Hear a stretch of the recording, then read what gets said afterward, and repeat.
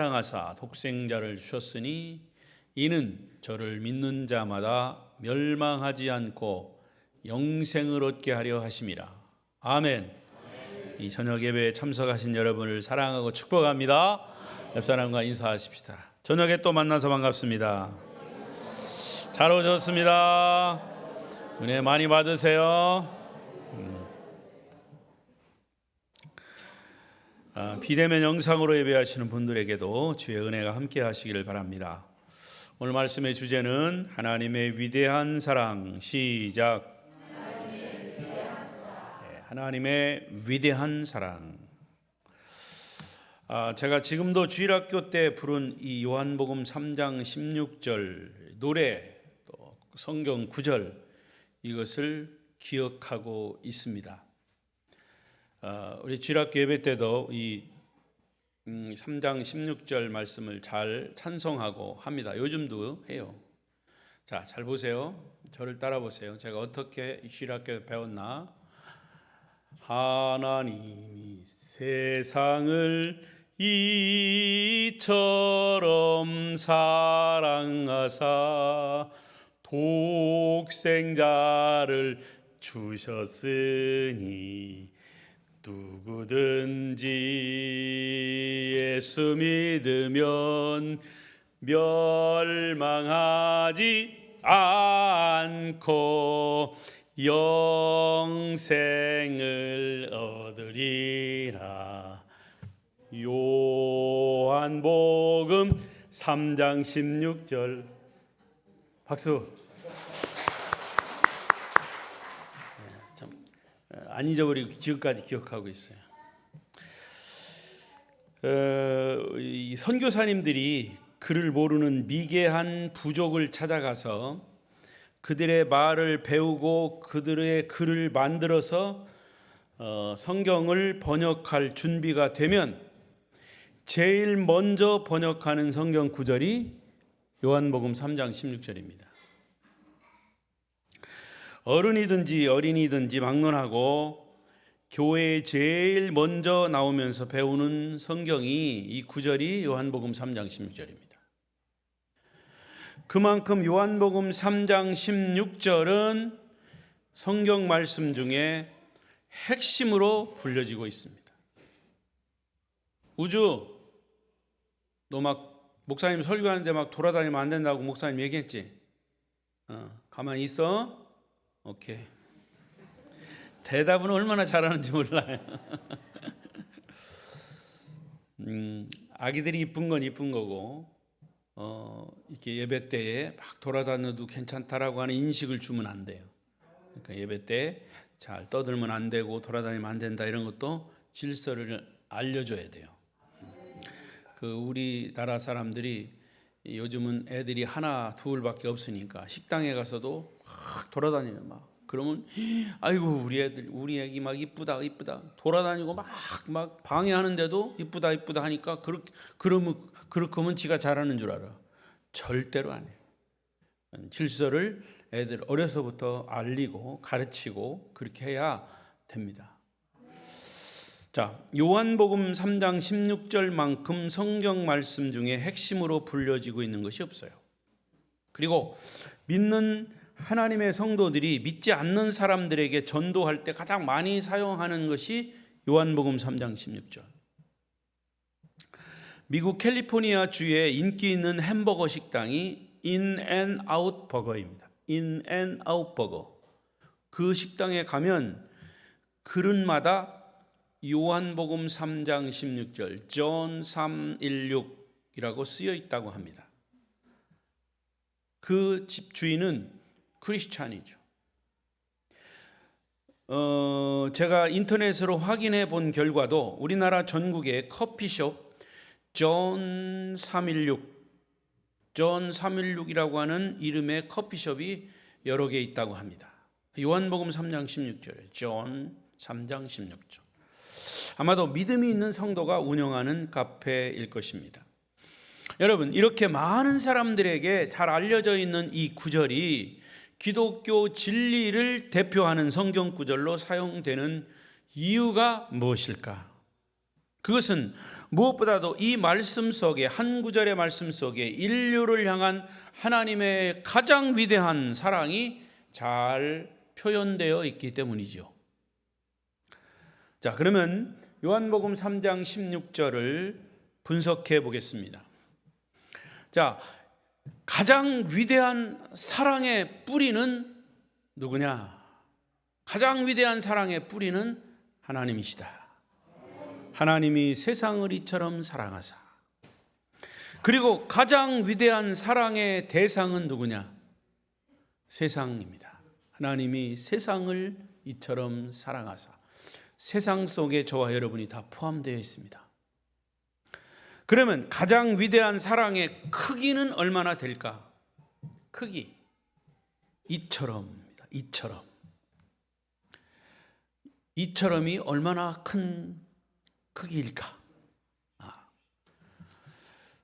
또 가장 위대한 사랑의 선물이 무엇입니까? 독생자. 예수 그리스도 독생자를 우리에게 선물로 주셨죠. 또 가장 위대한 사랑을 베푸신 하나님의 행위가 뭐냐? 주셨으니 독생자를 우리에게 주신 것이 행위예요. 독생자가 있어도 우리에게 주시지 않으면 사랑이 아니죠. 또 가장 위대한 사랑을 받을 수가 가장 위대한 사랑을 받는 사람들은 누구냐? 누구든지입니다. 누구든지. 그리고 가장 위대한 사랑을 무엇으로 받을 수 있는가? 여러분, 그 사랑을 받았습니까? 무엇으로 받았습니까? 믿음으로 받았죠. 할렐루야. 믿는 자마다, 믿는 자마다. 그러면 가장 위대한 사랑을 받은 결과는 어떻게 됐습니까? 소극적으로는 멸망하지 않는 것이고 적극적으로는 영생을 얻은 것이다. 할렐루야. 자, 요한복음 3장 16절을 제가 아주 자세하게 분석을 한 겁니다. 자, 어떤 가정에 교회에 처음 나가기 시작한 아들에게 아빠가 물었습니다. 얘야, 너는 무슨 이유로 교회에 나가는 거야? 그러자 아들이 대답합니다. 하나님이요, 저를 사랑하시는 것을 내가 깨달았어요. 그래서 그것을 알기 때문에 지금 교회에 나가는 겁니다. 그래? 그러면 하나님이 너를 얼마나 어떻게 사랑하시는데? 아빠가 물음에 이 소녀는 대답했습니다. 두 팔을 벌리고 하나님이 이만큼 사랑합니다. 이만큼 사랑합니다. 제 모습을 보십시오. 제 모습을 보세요. 이만큼 사랑합니다. 이건 크기를 나타내지만 예수 그리스도의 십자가를 의미하는 것이죠. 아멘. 십자가만큼 사랑합니다.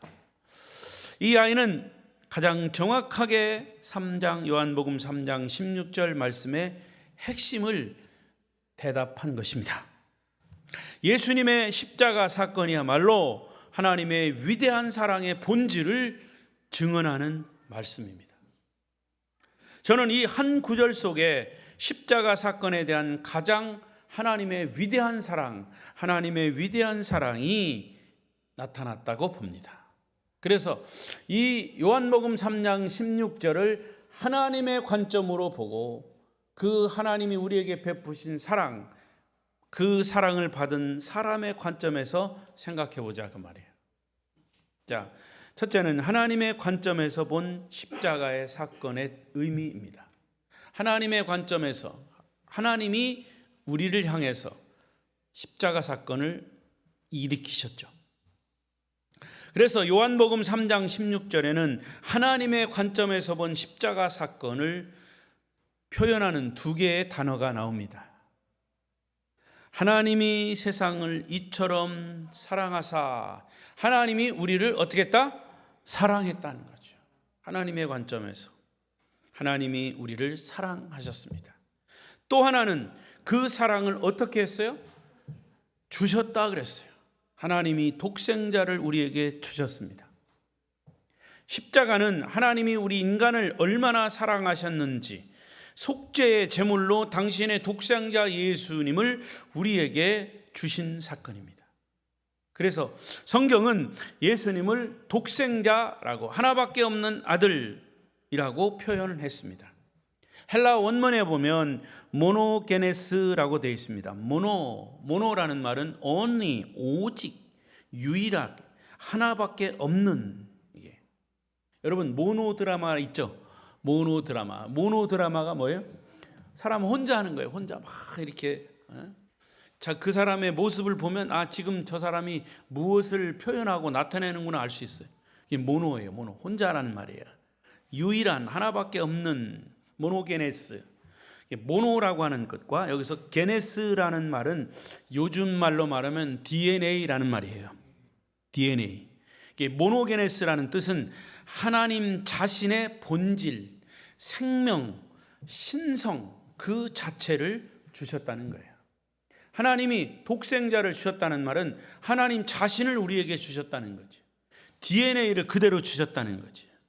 자, 좀 더 쉽게 말하면 어느 부부가 서로 갈등을 하다가 부인이 견디지를 못해서 남편에게 이혼을 하자고 통보를 했습니다. 그때 남편은 깜짝 놀랐어. 아내에게 말합니다. 여보, 내가 당신에게 아내해 준 게 뭐가 있어? 좋은 집도 사줬지, 좋은 자동차도 사줬지, 집안일을 돕는 도우미도 보내줬지, 생활비 넉넉하게 주지, 뭐 없는 거 없이 다 풍성히 줬는데 당신은 도대체 뭐가 부족해? 왜 이혼을 하자는 거야? 이렇게 큰 소리 쳐도 눈이 안 떠지네. 그러자 아내가 이렇게 말합니다. 여보, 맞아요. 당신은 나에게 모든 것을 다 주셨어요. 그런데 정작 당신 자신의 마음은 아내인 내게 주지 않았어요. 아무리 많은 것을 준다 한들 정작 주어야 할 남편의 사랑하는 마음을 주지 않았다는 겁니다. 그 아내가 못 느꼈겠습니까? 뭐 없는 거 있는 거 다 몰아가지고 그냥 풍성하게 잘 살게 해주었지만 아내가 볼 때는 그 남편의 마음이 자기를 사랑하지 않는 마음이에요. 그렇습니다. 진짜 사랑은 자기가 가장 소중히 여기는 자기 자신을 내어주는 겁니다. 그래서 하나님은 우리를 이처럼 사랑하사, 어떻게 이처럼 마을 속에는 독생자 바로 당신을 우리에게 다 내어주셨습니다. 그것처럼, 다 내어주시는 것처럼 사랑했다는 거죠. 할렐루야. 그런데 여러분, 하나님 편에서 이렇게 당신의 독생자를 십자가에 내주실 필요가 정말 있었을까? 정말 주실 필요가 있었다면 그 이유가 무엇일까? 그 이유를 사도 바울이 로마서 4장 25절에서 아주 명쾌하게 답을 내고 있습니다. 로마서 4장 25절 시작.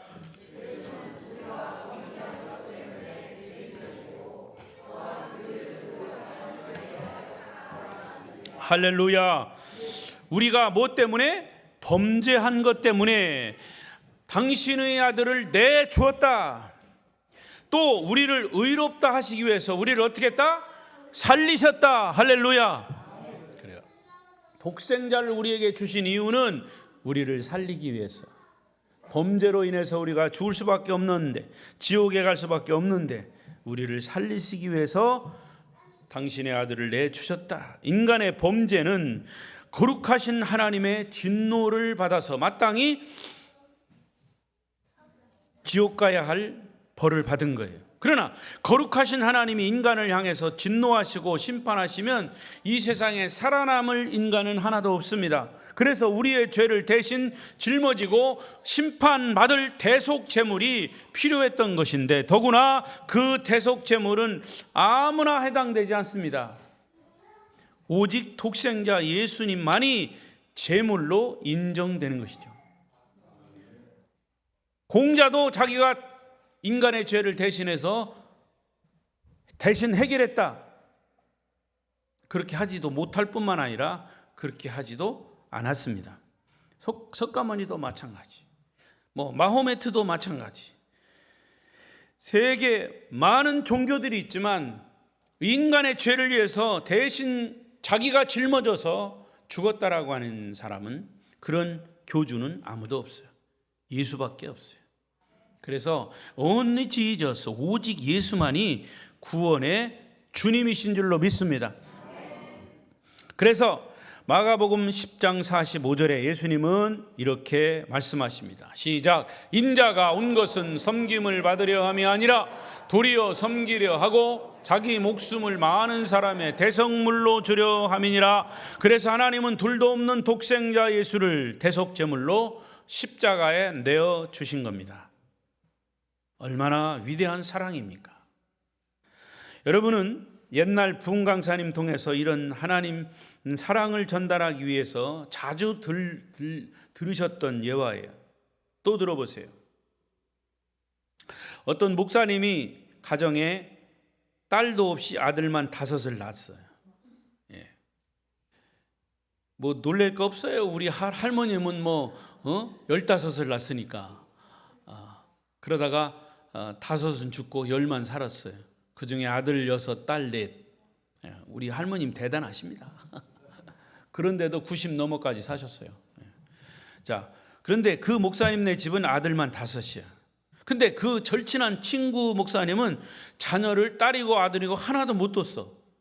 그래서 만나서 이야기할 때마다 5 아들을 둔 친구 목사님에게 진심 어린 마음으로 부탁을 합니다. 여보게, 나는 한 명도 딸도 아들도 없는데 당신은 아들 5씩이나 낳았는데 그 중에 하나 나 그냥 양자로 주면 어떻겠나, 이렇게 얘기를 했어요. 농담이 아니고 진심으로. 그러면 내가 그 아들을 최선을 다해서 정말 훌륭한 아들로 키워보겠네. 그러자 아들 5인 목사님이 그래? 그거 불가능한 일도 아니겠지. 진심으로 부탁하는 친구의 부탁이니까 내가 진지하게 기도해보고 며칠 후에 또 아내하고 상의해보고 대답을 해주겠네 라고 하는 말을 하고 그날 저녁 집에 돌아와 아내하고 상의를 했어요. 근데 아내는 들은 척도 안 해. 아무튼 이제 집에 돌아와서 방에 들어가 자는 아들들을 툭 둘러보니까 5 아들 중에 누구를 양자로 보낼까? 큰아들을 보니까 큰아들은 장남이라서 안 되겠고, 둘째 아들은 공부를 너무 잘하고 똑똑해서 안 되겠고, 셋째 아들은 키가 크고 꽃미남이라서 안 되겠고, 넷째 아들은 5 중에 가장 몸이 약하고 자주 병이 들어서 아빠 엄마가 잘 돌봐야 하기 때문에 안 되겠고, 결국 남은 것은 막내 아들인데 그놈은 늦둥이라서 너무 귀엽고 예쁘고 애교가 많아서 더 안 되겠고, 안 되겠고, 안 되겠고, 안 되겠고, 안 되겠고, 안 되겠고, 5 모두가 다 안 됐습니다. 결국 5 아들 중에 하나도 양자로 내어줄 자식이 없음을 깨달은 그날 밤, 이 목사님은 새로운 것을 깨달았습니다. 그 자리에서 무릎을 꿇고 하나님께 눈물의 기도를 드렸습니다. 하나님, 우리를 구원하시기 위해서 하나밖에 없는 아들 독생자 예수님을 우리에게 내어주신 그 위대한 사랑을 감사합니다. 또 감사합니다. 또 감사합니다 하면서 하염없이 눈물을 흘리며 감사의 기도를 드렸다는 것입니다. 결론은 뭐냐? 5 아들 중에 한 아들도 양자로 보내지 않았다는 결론이야. 여러분, 십자가는 하나님의 관점에서 그 사랑을 묵상해 보면 지금도 우리의 가슴이 뜨거워집니다. 이 십자가의 사랑, 예수님이 우리를 위해 죽었다고 하는 이 십자가 사랑을 깨닫고도 가슴이 뜨거워지지 않으면 무언가 병들은 거예요. 여러분이 신앙이 가장 차가워졌다면 신앙이 병이 들었다면 이 사도 요한복음 3장 16절을 묵상하고 또 묵상하고 제가 분석해 드리는 것처럼 묵상하고 해보시오. 그럼 우리의 가슴이 뜨거워질 수밖에 없습니다. 아멘. 하나님이 우리를 이처럼 사랑하사 독생자 예수님을 속죄의 제물로 내주신 엄청난 사건, 하나님의 가장 위대한 사랑을 느끼고 깨닫고 감격하시고 또 감사하시기를 축복합니다. 두 번째로, 자 이제는 반대로 하나님의 관점에서가 아니라 사람의 관점에서 본 십자가 사건의 의미가 뭘까? 이것은 한마디로 우리가 그 속죄의 제물로 내어주신 독생자 예수님을 믿음으로 영생을 얻는다는 것이죠. 여기서도 중요한 두 가지 단어가 있습니다. 믿다와 얻다. 믿는 자마다 영생을 얻고라는 말이에요. 우리는 예수를 믿음으로 말미암아 영생을 얻습니다. 그렇습니다. 십자가는 인간의 관점에서 볼 때 어떤 것입니까? 십자가는 예수를 믿고 영생을 얻는 것이에요. 그런데 영생을 얻는다는 것이 무슨 의미예요? 문자 그대로 영생, 영원히 죽지 않고 산다는 뜻이에요. 그럼 예수 믿는 사람들도 결국은 육신적으로는 다 죽는데, 그러면 영생이라고 하는 것은 무엇을 뜻하는 말일까? 우선 여기서 영생, 영원한 생명의 영생, 생명이라고 하는 헬라어 원어는 조에라고 하는 말이에요. 조에. 이 조에라고 하는 단어는 비오스라고 하는 단어와 비교해 보면 금방 이해가 됩니다. 이 비오스라고 하는 단어는 생물학적인 생명입니다. 자, 여러분 숨을 쉬고 있죠? 숨을 쉬고 있습니다. 이것은 우리의 육체적인 생물학적인 생명이에요. 비오스. 그럼 조에는 뭐냐? 영적인 생명, 즉 하나님 자신의 생명을 뜻하는 거죠. 그러니까 생물학적인 생명과 하나님의 영적인 하나님 자신의 생명과는 차이가 있죠. 자, 이 말을 좀 쉽게 말해서 우리의 육신이 있습니다. 육신이 숨을 쉬고 있습니다. 그러나 이건 육신에 불과한 거죠. 여기에 하나님의 이 창세기에 보면 우리 육신을 흙으로 만드시고 하나님이 우리 몸에 뭘 집어넣었다고 그랬어요? 생명을 집어넣었다. 그 생명이라고 하는 말의 뜻이 바로 조회라고 하는 뜻이에요. 영적인 생명, 하나님 자신의 생명을 불어넣었다. 그래서 영생은 하나님 자신의 성품이 들어있는 생명을 말하는 것이죠. 영생에는 하나님의 성품인 거룩함이 있고 하나님의 사랑이 있고 하나님의 기쁨이 있고 하나님의 능력이 거기에 담겨져 있는 것을 조의 생명이라고 말합니다. 그래서 이 영생을 얻는 순간부터 그 사람에게는 새로운 삶이 시작되는 것이에요. 그런 삶이 새롭고도 영원한 삶, 영생이 되는 것이죠. 그런데 하나님의 영이 들어갔는데 거기에 그 하나님의 영이 희미해지고 무뎌지고 한 것이 뭐냐? 뱀의 유혹을 통해서 하나님의 말씀에 불순종했을 때 그것이 곧 죄가 되어서 우리 마음속에 들어왔어요. 그래서 하나님의 생명이 흐려져 버린 거예요. 그래서 그 죄를 없애버려야 돼요. 씻어버려야 돼요. 씻어버리기 위해서는 의인인 예수가, 독생자가 필요했던 거죠. 그래서 예수 그리스도가 십자가의 죽음으로 말미암아 그 죄의 더러운 것들이 씻겨지는 거예요. 할렐루야. 이것이 바로 영적인 원리, 십자가 복음의 원리예요. 그 그리스도를 우리가 십자가에서 우리를 위해 죽으시고 부활하신 예수 그리스도를 믿음으로 영접하는 순간 우리는 새로운 피조물이 돼서 새로운 인생을 시작하는 것이죠. 이것을 일컬어 born again, 거듭남이라 말하는 것이죠. 새로 태어난다.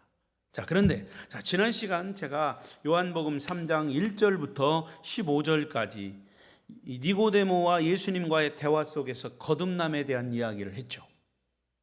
그래서 예수님이 거듭남, 우리 인간은 거듭나 다시 태어나야 한다. 니고데모는 엄마 뱃속에 우리가 또 들어가야 합니까?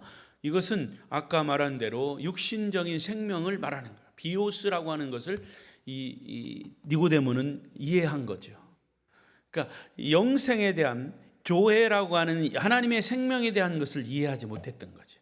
그는 영적인 문이 열려지지 않았던 거죠. 그래서 예수님이 계속 설명하신 거예요. 거듭나야 된다. 거듭나는 것은 물과 성령으로 나고 성령으로 나는 자만이, 성령으로 깨닫는 자만이, 예수 그리스도가 십자가에 죽으시고 부활하신 이 사실을 믿는 자만이 영생을 얻게 되는 것이다. 그게 바로 거듭나는 것이다. 이렇게 15절까지 설명을 하고 16절을 말씀하신 거예요. 그러니까 요한복음 3장 16절은 15절까지 니고데모와 막 예수님이 말씀하신 것의 결론이에요. 이 결론은 구원에 대한 가장 핵심적인 진리, 이 결론인 거죠. 그래서 생물학적 생명이 끝나도 계속되는 조의 영생, 우리는 예수 믿고 이와 같은 영생을 누려야 우리의 영혼이 영원토록 사는 거죠. 천국에서 영원토록 사는 것입니다. 할렐루야. 그게 그렇게 중요합니까? 라고 질문하는 사람들은 그 다음 말씀에 귀를 기울여야 합니다. 그게 그렇게 중요합니다. 여러분, 예수 믿는 사람, 제가 오랫동안 목회를 하면서도 예수 수십 년 나와서도 이 영적인 복음에 대한 진리를 바로 못 깨달아요. 예수 믿고 구원받으면 되죠, 이렇게 얘기합니다. 그래요? 맞아요. 그러면 권사님, 지금 죽으셔도 천국 갈 수 있어요? 그러면 대답을 못 하는 거야. 왜냐? 이 진리, 이것은 이 복음에 대한 진리를 바로 이해하지 못하고 깨닫지 못하니까 그냥 교회 나오면 그냥 되는 줄 알고 생각해요. 그거 아니란 말이죠. 자, 여러분, 영생을 얻고 사는 삶이 얼마나 축복이고 감격인가를 알기 위해서는 영생을 얻지 못하는 사람들이 얼마나 비극적인가를 알면 금방 이해가 돼요. 이게 하얀 색깔이야. 검은색을 보지 못한 사람은 이게 하얀 건지 뭔지 몰라. 그러나 여기다가 검은 것을 검은 것을 딱 갖다 대면 이게 하얀색이구나 하는 것을 금방 알 수 있죠. 영생이 뭔지 모르는 사람은 멸망이 무언지를 이해시키면 영생이 뭔지 알게 되는 거죠. 아멘. 그렇습니다. 여기 16절에 뭐라고 그랬습니까? 이는 그를 믿는 자마다, 그 다음에 뭐라고 그랬어요? 멸망하지 않고 영생을 얻는다 그랬어요. 그러면 멸망한다는 것은 정확하게 무슨 뜻일까? 직설적으로 말하면 지옥으로 떨어진다는 거예요. 그게 멸망이에요. 여러분, 지옥으로 떨어진다는 멸망이라고 하는 말을 사람들이 굉장히 이해를 못해서 그런지 잘 깨닫지를 못해서 그런지 우습게 알아요. 그래서 미국 사람들이 제일 싫어하는 욕이 뭔지 아세요? 갓댐, 지옥이 나가라. 이게 제일 무서워요. 그들의 제일 무서운 욕이에요. 갓댐, 지옥 가라는 거죠. 미국의 시카고 대학 종교학부에서 신학, 철학, 종교학을 가르치던 마틴 마티라고 하는 교수님이 있어요. 마틴 마티. 그는 그의 생애 말년에 이런 말을 했어요. 지난 100여 년 동안 신학과 철학 그리고 종교학 과목에서 사라진 주제가 있다면, 신학, 철학, 종교학, 이게 학적인 종교적인 그런 학문이에요. 그런데 그 종교적인 학문 속에서 사라진 주제가 있다는 거예요. 그 사라진 주제가 뭐냐? 지옥이라고 하는 주제입니다. 그런데 예수님의 교훈을 전체적으로 요약해 보면 예수님의 교훈 중 13%가 지옥에 관한 것이고, 예수님의 비유 중에서 3분의 2에 해당하는 내용이 지옥에 관한 것이고, 그래서 성경은 이 지옥을 표현하듯이 어떻게 표현했냐? 바깥 어두운 곳, 이를 갈며 통곡하는 곳, 진노의 불이 타오르는 곳, 그리고 둘째 사망, 그리고 영원한 사망의 장소라는 말로 표현하고 있다. 이제는 다시 한번 지옥이라고 하는 말을 떠올리면서 천국을 더 확실하게 전해야 한다. 그 교수님의 얘기예요. 여러분, 제가 어렸을 때만 해도, 중고등학교 때만 해도 이 지옥이라고 하는 설교, 천국의 설교 많이 들었어요. 부흥 강사들이 오면 첫 시간부터 죄를 회개하라고, 그러면 다 지옥 간다고 막 그렇게 외쳤습니다. 그러면 사람들이 그것을 깨닫고 막 눈물로 막 눈물 흘리면서 막 여기서 떼굴떼굴 굴렀어요. 그 죄 회개하느라. 왜? 지옥 가지 않으려고. 그런데 지금은 지옥 얘기하면요 사람들 웃어요. 천국 얘기하면 웃어요. 그거 말고요 더 다른 거 얘기해 주세요. 뭐 이상한 거 얘기해 주세요. 뭐 그냥 번쩍번쩍 이런 무슨 뭐 영적인 경험, 그게 틀렸다는 건 아니에요. 다 성경에 있는 얘기지만 가장 근본적인, 가장 본질적인 복음은 천국과 지옥을 분명하게 나누어서 어떻게 하면 천국에 가고 어떻게 하면 지옥에 간다는 것을 바로 말하는 것이 복음이에요. 아멘. 그렇다면 여러분은 예수를 믿고 영생을 얻고 천국에 이를 것입니까? 아니면 예수 믿지 않고 멸망당해서 지옥에 이를 것입니까? 그것은 이 땅에서 여러분이 무엇을 선택하느냐에 따라서 판결 나는 겁니다. 결정되는 것입니다. 예수를 믿음으로 영생을 얻을 수 있기를 바랍니다. 이제 말씀을 맺겠습니다. 오늘 이 시대가 도덕성을 상실한 이유가 무엇일까? 다시 언급하지만 교회에서조차 지옥을 말하지 않기 때문이다. 설교자의 설교는 성도들이 지옥을 말하면 싫어하니까 지옥에 대한 설교를 하지 않는다는 거죠. 어떤 한국 유명한 목사님이 일본의 목사님들을 대상으로 세미나를 열었습니다. 한국 목사님이 일본 목사님들을 대상으로. 그 주제는 뭐냐? 왜 일본 성도들은 전도를 하지 않는가? 일본 사람들은 전도 안 해요. 그냥 지가 알아서 예수 믿는 거죠. 그러니까 그리스도인들이 적을 수밖에 없죠. 결론은 뭐냐? 왜 일본 사람들은 전도하지 않냐? 일본 성도들은 지나치게 다른 사람들을 의식하고 예절을 지키기 때문이다. 또 예절하면 일본 사람들이죠.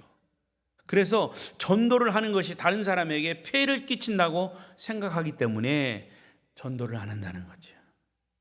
자, 그런 결론을 듣고 세미나를 인도하는 한국 목사님이 일본 목사님들에게 이런 이야기를 하면서 도전을 했어요. 어떤 이야기를 했냐? 일본 목사님 여러분, 만일 술 취한 사람이 지금 앞이 잘 보이지 않는 숲속에 늪으로 비틀거리면서 지금 들어가고 있습니다. 그러면 이 술 취한 사람이 그곳으로 들어가면 늪에 빠져 죽을 것을 알고 있는데 여러분은 어떻게 하시겠습니까? 여러분은 체면을 차리기 위해서 그 사람을 위해서 오히려 그냥 놔둬야 되겠습니까? 술 취한 사람을 그대로 보고만 있겠습니까? 아니면 있는 힘을 다해서 그 사람이 가는 길을 가로막고 혼자 못하면 다른 사람과 힘을 합해서라도 그를 못 가게 막아야 그 사람이, 술 취한 사람이 살아날 것 아닙니까? 그게 전도입니다. 아멘 좀 하소. 여러분, 기독교의 복음은 바로 그런 것입니다. 지금처럼 그대로 살아간다면 모두가 멸망이라고, 그러나 회개하고 돌이켜 십자가로 나와 십자가에서 우리를 위해 죽으시고 부활하신 예수를 믿으면 영생을 얻고 새로운 삶을 시작할 수 있다고 외쳐대는 것이 전도입니다. 그런 복음의 나팔을 불어야 하는 자들이 바로 먼저 믿은 저와 여러분입니다. 성 어거스틴은 요한복음 3장 16절을 묵상하면서 또 이런 말을 남겼습니다. 참으로 이상하고도 놀라운 일입니다. 만약에 내가 하나님이었다면 벌써 이 세상을 심판했을 텐데 이상하게도 하나님은 나를 사랑하신다니요. 그분이 사랑하시는 것도 나 한 사람밖에는 사랑할 사람이 없는 것처럼 나를 사랑하십니다. 아니, 내가 이 세상에 아무도 없고 나 혼자만 살아있는 유일한 생존자라도 아마도 하나님은 나를 위해서 독생자를 이 땅에 보내셨을 것입니다. 아멘. 그렇습니다. 하나님은 나를, 이 세상을 사랑하셔서 예수를 죽게 하셨고 부활케 하시고 우리의 죄를 용서하심으로 영생에 이르게 하셨습니다. 요한복음 3장 16절을 크게 외쳐보십시다. 시작. 하나님이 세상을 이처럼 사랑하사 독생자를 주셨으니 이는 그를 믿는 자마다 멸망하지 않고 영생을 얻게 하려 하심이라. 할렐루야. 기도하십시다.